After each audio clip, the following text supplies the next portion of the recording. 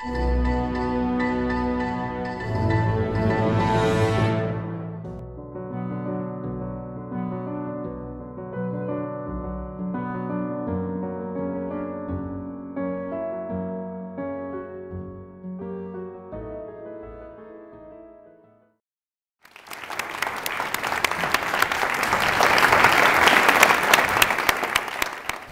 you to the Alliance of Colorado Theater for this conference and for this honor.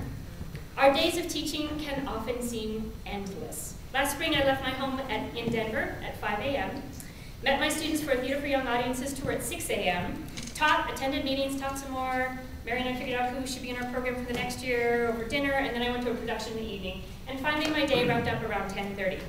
I was exhausted, and it was one of those days, and we all have those days, yeah, where my exhausted self said, is this worth it?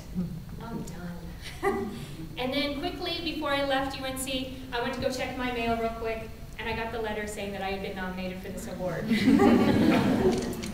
Just before that, I was contemplating a new career as a barista. So to say that your timing was perfect is an understatement, so thank you so much. There are no words to express my gratitude for this honor. Years ago, Isaac Newton famously reflected, "If I have seen further, it is only by standing on the shoulders of giants." I certainly stand before you today on the shoulders of giants, many of whom are in this room. This is so hard. I've had the honor of teaching for 15 years, and teaching is not without precedent in my family. The giants include my mother, who is a dedicated former high school drama teacher, now a guidance counselor, and my father, who is an icon here in Colorado and across the country in theater education. During rehearsals and productions of my parents' show, they taught me the value of hard work, dedication, and creativity. It was in their rehearsals that I saw young people reach their true potential and creative energy spark among artists. More importantly, my parents taught me that every person, regardless of their station in life, deserves a quality education. This was so much easier at home. This, I am proud to say, is at the core of my values as a theater educator here in Colorado. And each day, I am blessed to be part of the amazing School of Theater and Dance at UNC. Their constant support allows me to stretch out to the state of Colorado, to the United States, and our greater international community. My mentors, Mary Shetler, Connie Stewart, Connie Bethards, have helped encourage me through this crazy world of academia. My students frustrate, challenge, and inspire me every day. My office is in a constant state of flux and flurry, and it's a complete disaster right now, oh my gosh. Because I try with all my heart and all my intelligence to match their talent and their intelligence and their energy. Beyond my biological family, I also have my extended theater education family here today. I stand here today before you on the shoulders of the giants of my Denver Center Theater Academy family.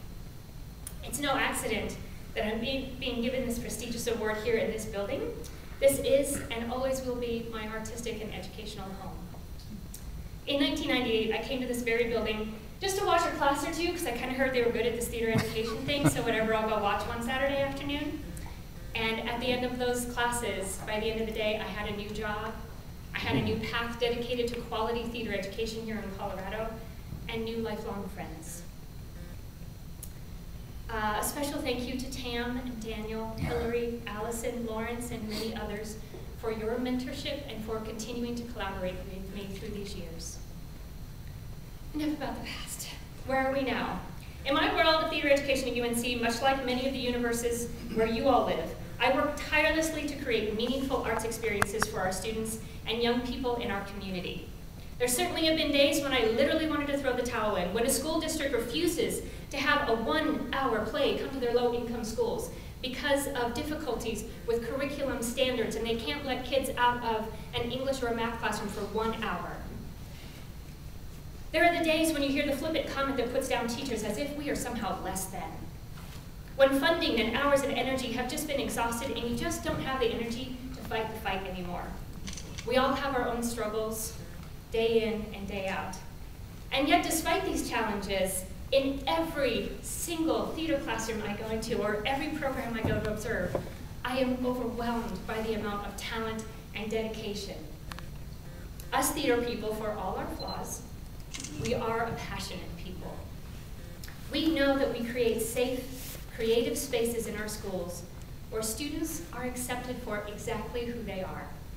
We cherish and celebrate their uniqueness and their differences. We treat our students as if they are fellow artists, and we dive deeply into meaningful art making. In a world where humans connect more and more through technology rather than in person, a sense of meaningful community is an absolute must right now. I was talking to a colleague from Pennsylvania yesterday, and I was telling him I was coming to this, and he was in awe of what we do here in Colorado. So first, I want to give a round of applause for what we do here in Colorado.